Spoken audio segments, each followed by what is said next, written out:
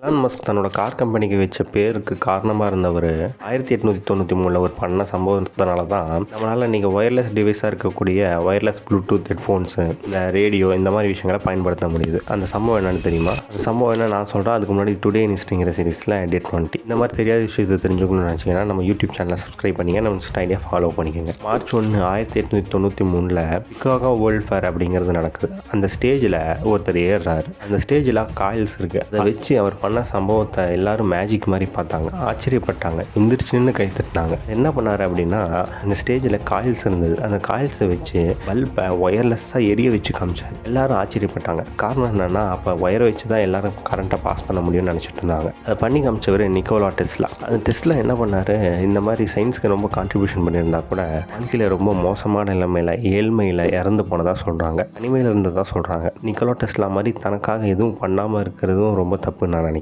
இதை நிறைய உழைக்கிறவங்களாம் பார்த்துட்ருப்பீங்க. தனக்காக எதுவுமே பண்ணக்கூடாது, பண்ணணும்னு அவசியம் இல்லைன்னு நினச்சிட்ருப்பீங்க. நமக்கு திருப்திப்படக்கூடிய, நம்மளை சந்தோஷப்படுத்தக்கூடிய சின்ன சின்ன விஷயங்கள் பண்ணலாம், தப்பு கிடையாது. இதெல்லாம் பண்ணாமல் இருந்தோம் அப்படின்னா வாழ்க்கையே வெறுத்துரும். பிடிச்ச விஷயங்கள்ங்கிறது மற்றவங்களை யாரையும் பாதிக்காமல் இருந்தால் ரொம்ப நல்லது. நீங்கள் என்ன நினைக்கிறீங்கன்னு கமெண்ட்டில் சொல்லுங்கள். மறக்காமல் லைக் பண்ணுங்கள். இது தெரியாத உங்கள் ஃப்ரெண்டுக்கு ஷேர் பண்ணுங்கள். இது கண்டிப்பாக உங்களுக்கு பிடிச்சிருக்குன்னு நினைக்கிறேன். அதனால் மறக்காமல் சேவ் பண்ணிக்கோங்க.